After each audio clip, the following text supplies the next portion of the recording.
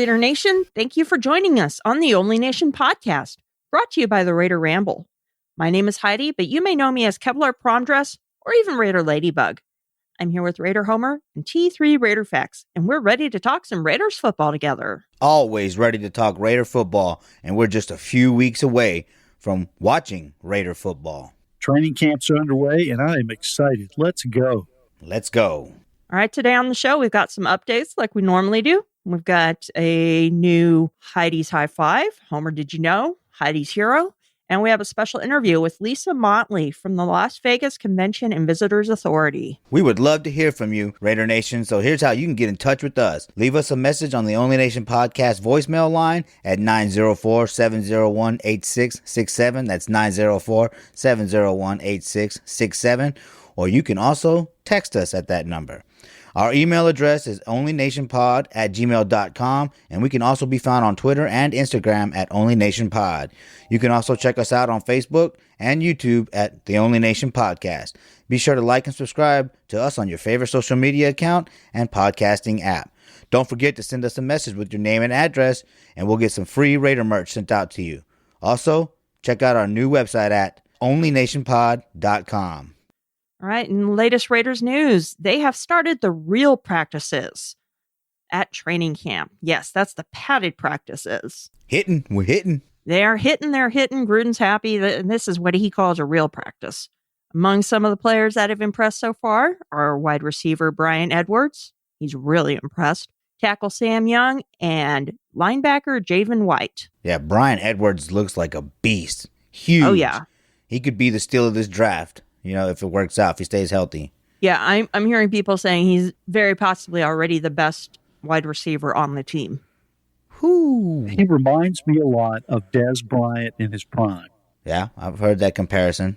Now, Javen White, though, he's coming on strong. You know, that kind of got me worried about my boy Tanner Muse, but I'm still sticking with Muse. Oh, I think there's room for both of them. Oh, yeah. If Javen can really push Tanner to make him up his game a little bit, I've got no problem with that whatsoever. Absolutely not. Now, one of the players that has been having difficulty adjusting to the NFL this week, and so far has been Lynn Bowden Jr. His field vision has been somewhat suspect, and his need to improve his blocking is very apparent. But this will no doubt improve as he acclimates to his new position of running back. Got to remember, he's been primarily a wide receiver through college. Wide receiver and everything else.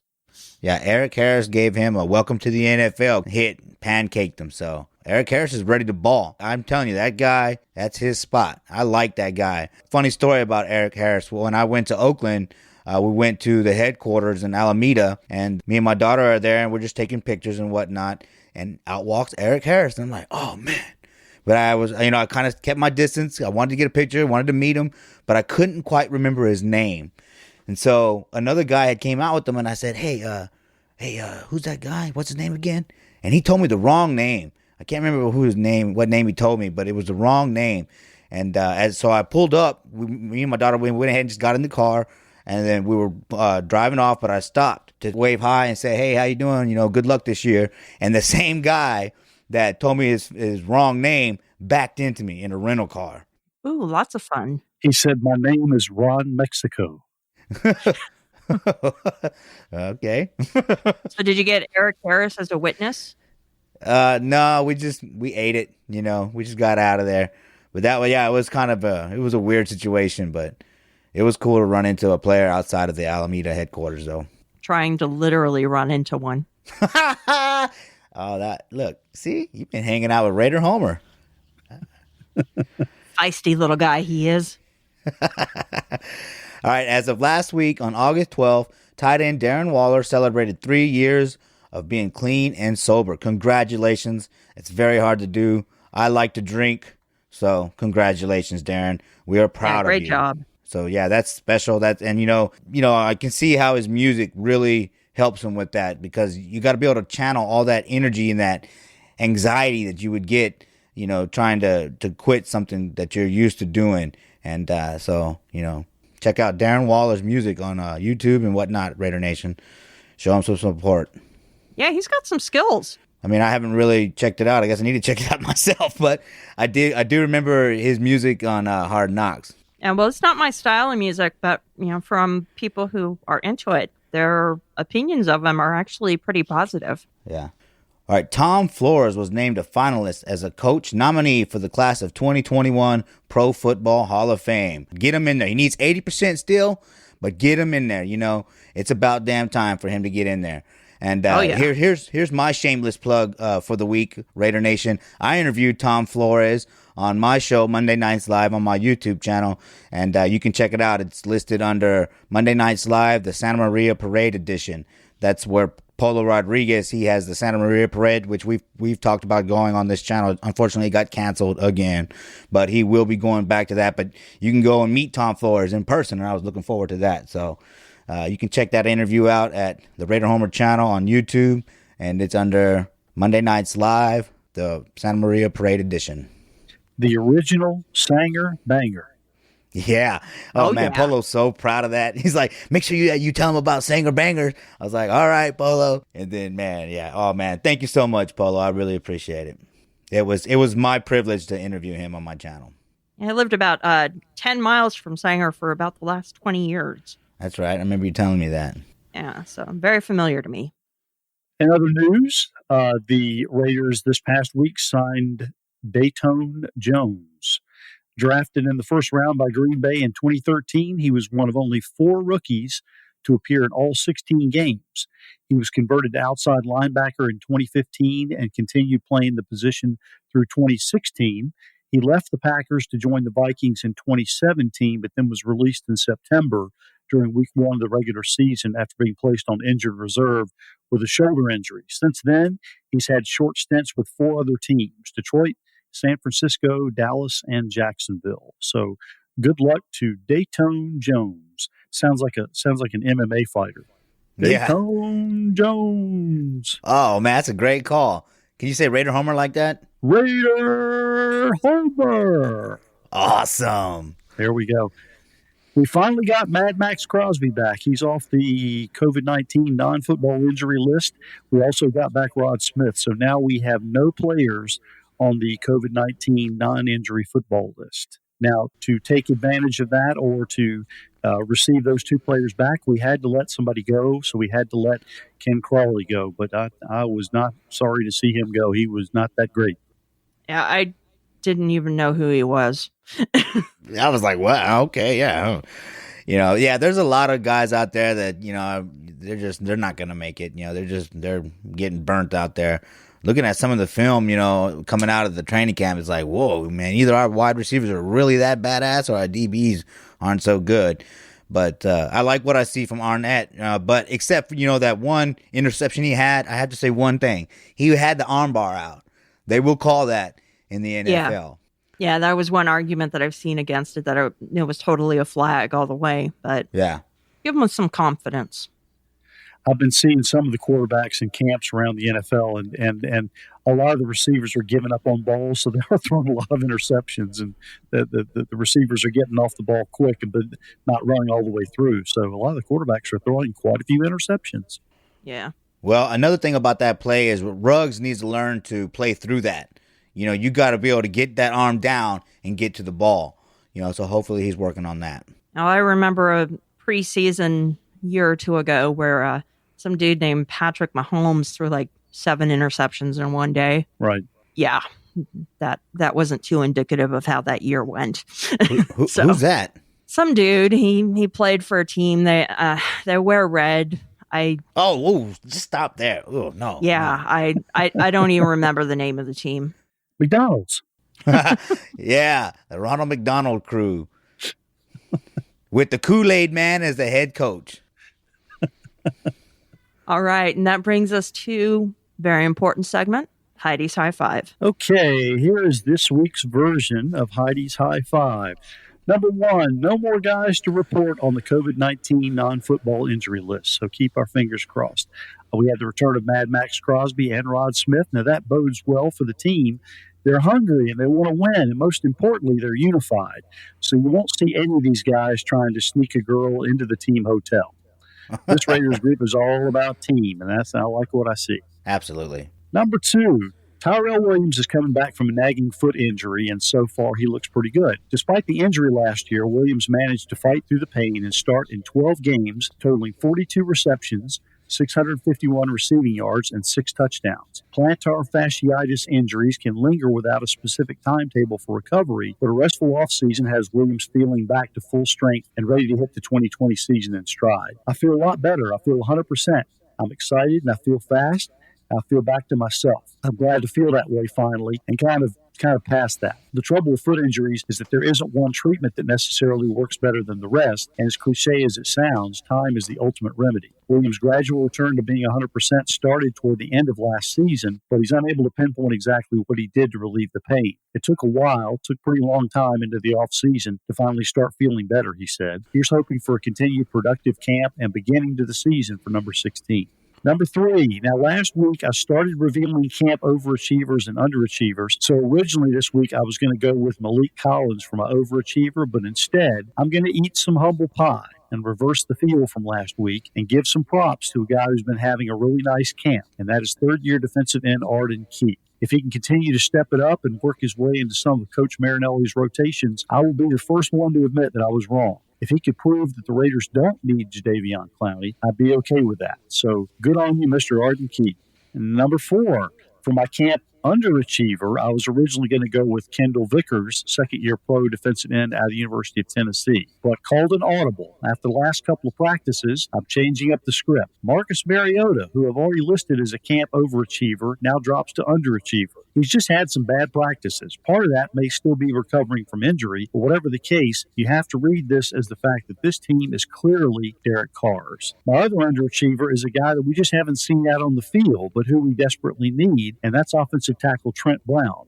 I'm hoping that this is nothing serious, and I will feel a whole lot better when he's out there taking reps. And then number 5, there's been lots of talk about the turnover differential and how important it is toward a successful season. In 2016, the Raiders were plus 16. Now, I'll remind everyone that the team finished 8 games over 500. Now, in 2017, just looking at the Western Division opponents head-to-head, the Raiders were minus 6, and of course they had a losing record.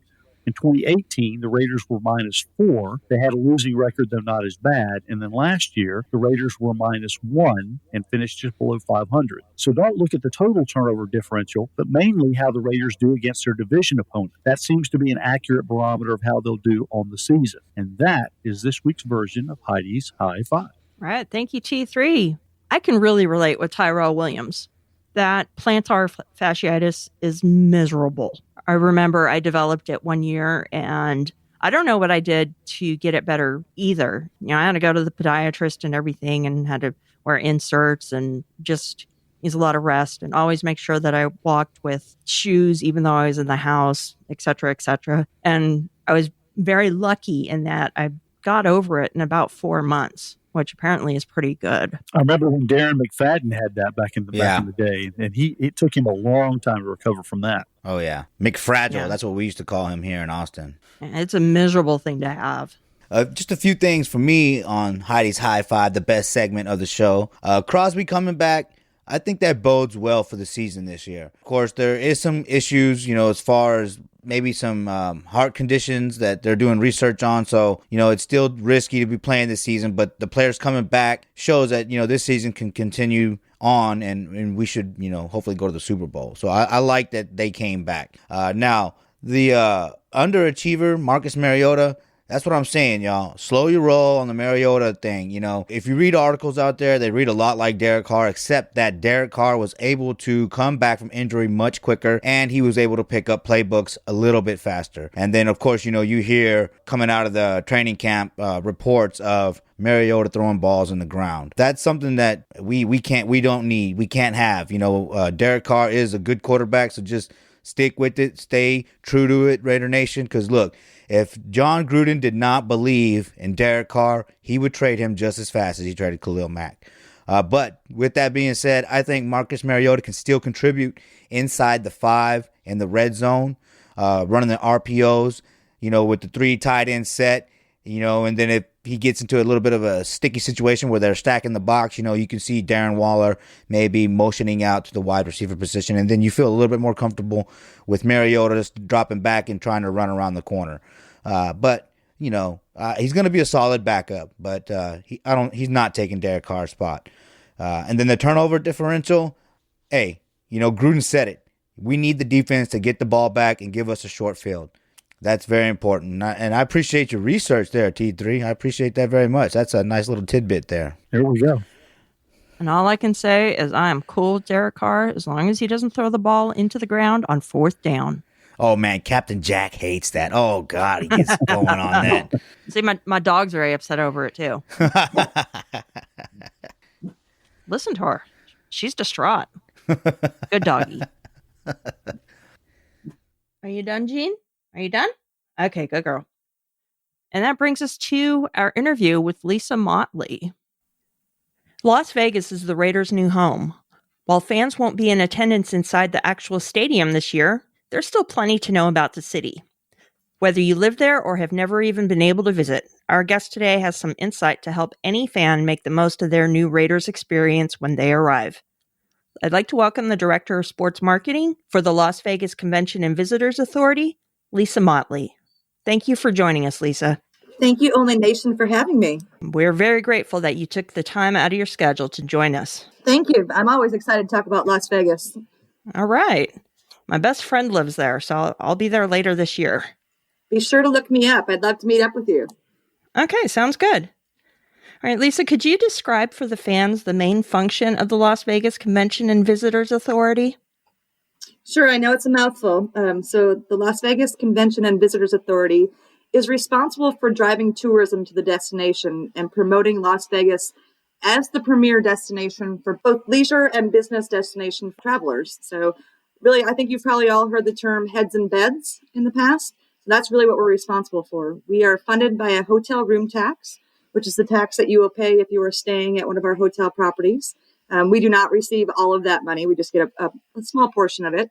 And so we basically reinvest in the destination to drive visitation to Las Vegas. Okay, sounds good. For fans who are planning a trip to Vegas, what are 2 or 3 really important things that they should know? I think that everybody should know that Las Vegas is just the perfect place for anybody to visit. We've got 150,000 hotel rooms, so you've got options for every budget. You've got dining opportunities and shopping. You've got the Fremont Street experience downtown, which is something that everybody should put on their bucket list. I think for Raider fans coming to Las Vegas, they really should attend the Allegiant Stadium tour to get a look at what that mega stadium looks like for Las Vegas and how great it's going to be at home for the Raiders. I think people should realize that Las Vegas has 320 days of sunshine each year. So if you're coming from a winter destination or somewhere with rain, this is probably the perfect place for you. And we welcome everybody to Las Vegas. We have so many flights that come in, such an economical vacation for visitors. So we welcome everybody. A tour of the stadium? I can't wait. Lisa, in addition to the tour of the stadium, for true Raiders fans, what are some of the emerging hotspots that they should plan to check out once they arrive? And realizing that we have social distancing in place, but what are some places that they should plan to check out? That's a great question, T3. I would encourage all of your listeners to go to visitlasvegas.com. Not only do we have a website or link there that talks about all the COVID protocols that are happening in the hotel properties. In the next few weeks or so, we'll also roll out where the parties are to be watching Raiders games. So even if you can't be at Raiders Stadium, we will have social distancing guidelines in some of our sports books. So we're looking to make Las Vegas a destination to come watch the Raiders play as well. But some of the new things coming on board October 28th is a new property downtown. It's the first new mega resort being built in Las Vegas since 1980. And it's called the Circa Resort and Casino. And they are going to have this amazing pool deck that's open 365 days a year called the Stadium Swim. It'll have an LED screen 135 by 41 foot wide. So it'll be an amazing sportsbook type atmosphere to watch any Raiders game. Plus, they're building the world's largest sportsbook inside that Circa property. And the kicker, it's 21 and over only. So if you're looking for that kind of sportsbook experience, I think the Circa downtown is something you should probably surely place your bets on. The Westgate Sportsbook is a great opportunity. We've got Virgin Hotel coming online, which is the former Hard Rock. It'll be a casino and Mohegan Sun type casino. They are also building a new sportsbook in there. So I think from a sports betting standpoint, there's nothing better for them to check out the sports books. There's also some new restaurants, Bugsy's and Myers Steakhouse, the Flamingo, Elio at the Wynn, which is an extensive Mexican dish type cuisine. And then there's a lot of activities if you do have children as well. I know we're more of the 21 and plus, but there's Rail Explorers, which is an all ages outdoor adventure attraction with pedal powered rail bikes. You've got the Circus Adventure Dome, the dolphin habitat at the Mirage. So whether you're in town for the game, and we wish you were in town to see it at the beautiful Raiders Stadium, Allegiant Stadium, there's obviously enough for you to take in while you're here in the destination, from sports betting to children's activities to culinary and spa and shopping. You hear that, Raider Nation? The table is set for us to go to Vegas and party. Absolutely. Now, Lisa, you've already kind of answered this, but I was going to ask, how can out-of-town fans best keep up with the happenings in and around Vegas? Now, you already mentioned that, but is there a particular website or app that you would recommend that the fans kind of load onto their phones or their computers and just kind of keep up with things? Yep. Always go to visitlasvegas.com. It's got the most up-to-date information on new things in the destination, plus, again, the social distancing and COVID protocols that we have in place. But that's your best bet, visitlasvegas.com. Or I'm happy to give you my personal email if people want to reach out to me. I'm happy to play that role, too. So if you want to contact me, my email is lmotley, like the crew, Motley, at lvcba.com. I'm happy to play tour guide for any of your fans, or our fans, I guess. It's our fans now, right? That's right. There you go, Nation. There's an open invitation for you right there. Yeah, so we're a little bummed out, though, because we can't go to the stadium. But with that being said, are there any planned celebrations in the works? We're kicking around some ideas with the NFL, but nothing that's been kind of made public yet. I think you'll see us have a bigger splash in 2021 when we're able to have fans in there. That's the objective, is get that stadium rocking with the fans. COVID, in a kind of weird way, has been great for the destination for football. I mean, my first 6 weeks were securing the NFL draft in Vegas for 2022, and then the Pro Bowl, which we're hoping to host in 2021 with fans. That could be the very first event in that stadium with fans, would be the NFL Pro Bowl. So from a football standpoint, yes, we're obviously disappointed that the stadium's not open, and we want to celebrate it in all its glory, but we want to make sure that stadium's rocking with fans, 65,000 plus fans, as a celebration of Las Vegas and home of the new Raiders. Sounds perfect. There's a lot of Raider fans that are planning on going to Vegas, even though we can't go in the stadium. I guess that's okay. Do you know if they're going to allow that for us to gather maybe around the stadium or somewhere close? I'm not aware of that. We're obviously following the CDC guidelines and our governor's direction. But you can look on the AllegiantStadium.com website and sign up for information on tours. I actually have a tour in the next 3 weeks that they're doing for our group. So I do believe they're still keeping the tours open to the public. Okay. So that might be something interesting to go with. There was at one point in time going to be a very big tailgate experience out in front of Mandalay Bay and Luxor, obviously with no fans, not at this point in time. We're still limited to 50 people gathering, so it might be more of a kind of a grassroots type gathering. But again, you can probably look at some of these sports books for a venue or place to go. Okay. Thank you for that information. I'd love to take a tour of the stadium. That sounds awesome. You contact me and I'll help you guys. Absolutely. Yeah, I worked at the venue in Fresno, the Save Mart Center, which is the premier destination in Central Valley in California. And so I'm totally into anytime I go to any type of venue just to see how everything works, from behind the scenes to concessions to, guest services staff to operations. And I just find it fascinating. I would probably totally geek out at it. I was going to use the term geek out too. I mean, for us, it's such a game changer, this new stadium. We've been a home of championships for many, many years, with UFC calling Las Vegas home. We have a Las Vegas Motor Speedway with 2 NASCAR weekends. We've got the WNBA team, obviously the Vegas Golden Knights, who just made it to round 2 of the Stanley Cup playoffs. Go Knights, go. To our minor league Las Vegas Aviators. But we never had a venue that could fit 65,000 people, which completely changes what we're able to do here in Las Vegas. So we'll be putting rugby events in there, large concerts like Garth Brooks is going to play in February. But we can also do big UFC fights, like back to the McGregor-Mayweather type, as well as looking at international events, CONCACAF and World Cup type games. So for us, this is really a game changer, and the Raiders have really been the driving force. And they've really embraced the community in such a unique way. Not giving anything away anymore because they are here, but it was a 3-year transition, and they were really smart about it. Their first year was really just kind of tiptoeing into the Las Vegas landscape because they didn't want to upset Oakland. They're proud of Oakland. That was their community. So it was kind of let's get to Las Vegas this first year, a little bit quiet. Second year was a little bit more of a transition and building their Raider foundation here. So getting more involved in the community and giving back. And then year 3 was a completely different transition because now they have tickets on sale. But they were just so pleasant about it and just great to all of their fans. So it's a true testament. We're so excited to have them now be in our own backyard. I think, I grew up in Minnesota, so I come from a sports town, and I moved to Vegas in 2000, and I never dreamed we'd have sports like this. So having this job, I still pinch myself and go, what just happened here? And, it looks like it happened overnight, but it's been a lot of years in the making. And now we're the new sports and entertainment capital of the world because we are just such a unique destination that you come here for a game, but you're probably going to stay for 3 days in the front end and back end.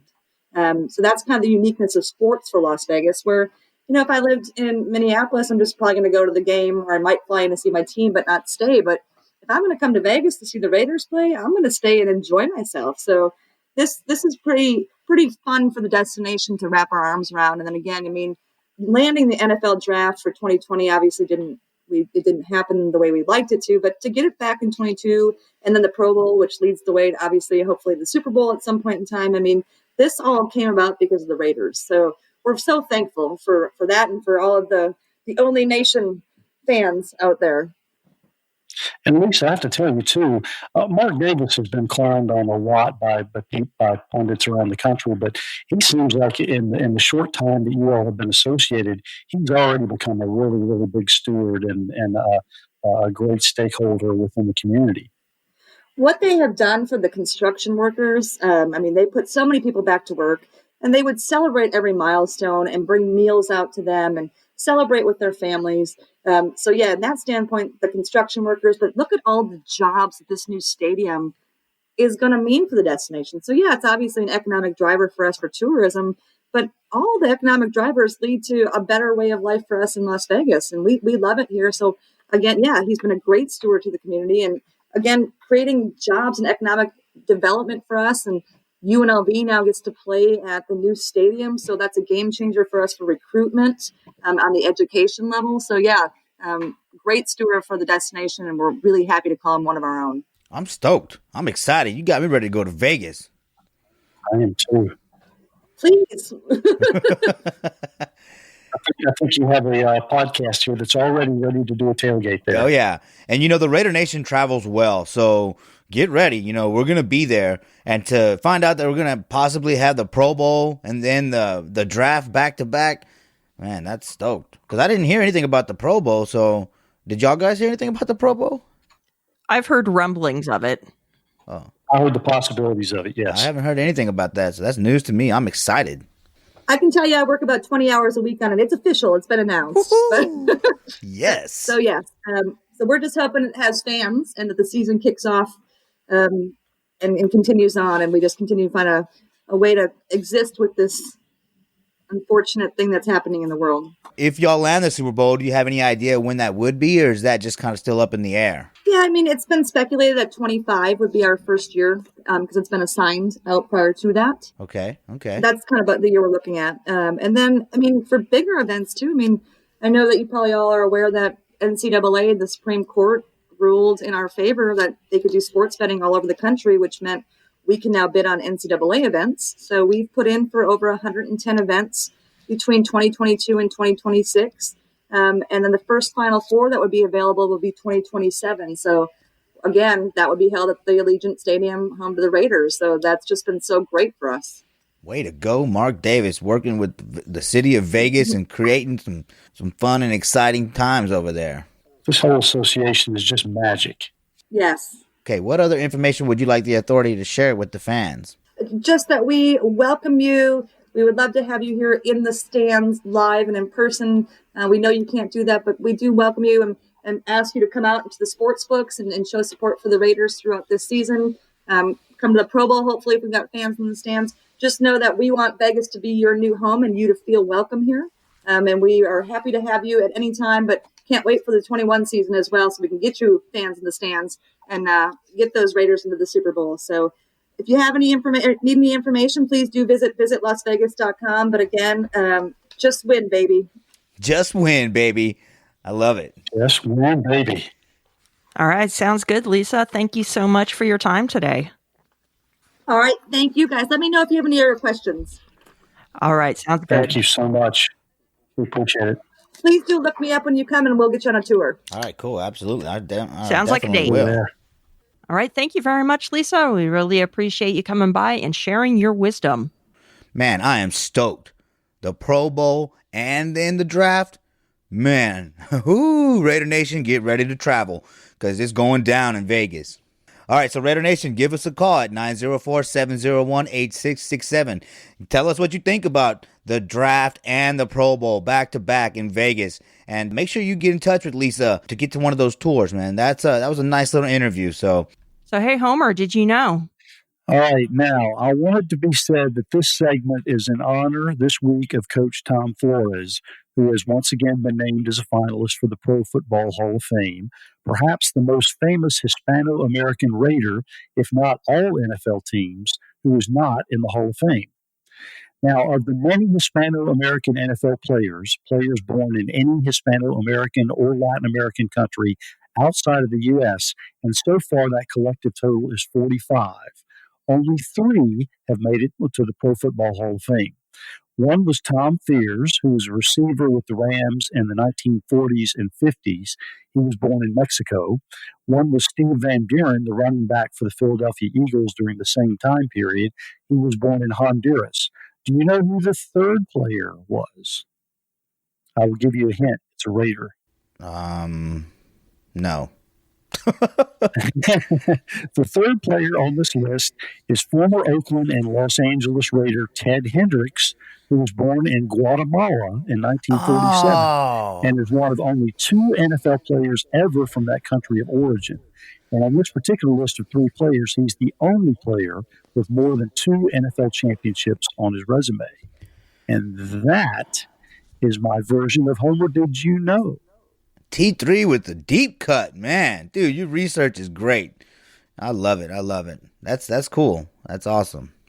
I love your appreciation of history and passing that on to the next generation. I absolutely love your work, T3. You do a great job. Thank you. I enjoy doing it. Like I said, I've mentioned this many times. There is no team history like Raiders history. Amen to that. Okay, now Homer earlier said that Heidis High Five was the most important segment. I'm really surprised he didn't say Heidis Heroes. Oh, yeah, because I came up with the segment. I should have said that. Exactly. Dang. But things change. Now, Homer, you can introduce it as the most important segment. All right, Raider Nation, here's the most important segment of the show, Heidi's Hero. All right, this week's hero is a 27-year-old converted wide receiver from Maryland who played for Georgia Tech. He was drafted in 2015 in the 6th round by the Baltimore Ravens. He's an excellent receiver with great hands who had trouble sticking in the NFL as a younger player. The reason? A raging substance abuse problem. Yes, I'm talking about the great-grandson of jazz legend Fats Waller. You know him as Darren Waller. He was originally suspended for his drug addiction for 4 games in 2016. He followed that up with a year-long suspension in 2017. It was when he received that year-long suspension that he started turning his life around. He went to a 4-day detox, followed by a 30-day stay at a rehab facility in Maine. He started attending Narcotics Anonymous meetings and got a modest job working at a Sprouts Farmers Market grocery store. His hard work paid off when the NFL reinstated him in the summer of 2018. He rejoined the Ravens on their practice squad.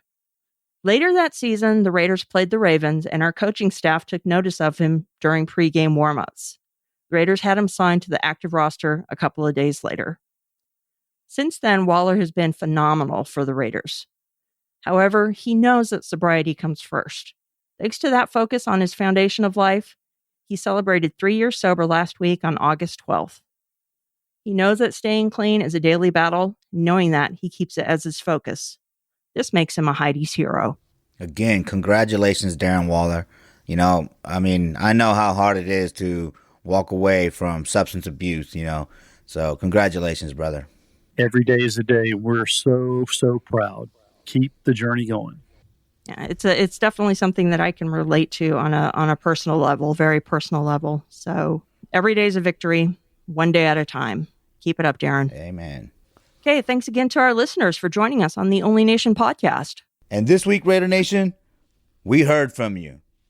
So shout out to @BourbonRaider. Thanks for the text, man. We appreciate it. And here's what he wrote.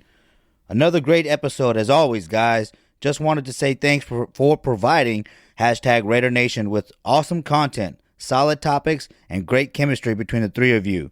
Thumbs up. So we're officially less than a month away from the start of the season, hoping and praying it doesn't get canceled. Fingers crossed, sending up prayers. Well, y'all take care, stay safe, and go Raiders. All right, and thank you. That is Chris. He is a great fan. Nice. We love Chris. Thank you very much for your message. And I got my bourbon right here next to me. Oh, wow. I finished mine last night.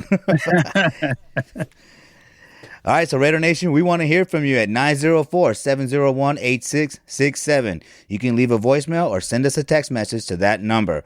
And hey, we'll read it during the show, as you just heard. You can also email us at onlynationpod@gmail.com. And be sure to follow us on Twitter and Instagram at onlynationpod. We can be found on Facebook and YouTube. Just search The Only Nation Podcast. Be sure to like, follow, and subscribe to us on all your favorite social media accounts and podcasting apps. Don't forget to send us a message with your name and address, and we'll get you some free Raider swag sent out. Hey, we got magnets, y'all. Come on. We know y'all want some Only Nation Podcast magnets. You stick them on your fridge. That way you remember to catch the Only Nation Podcast weekly. Also, check out our new website at onlynationpod.com. Until next time, everyone, go Raiders.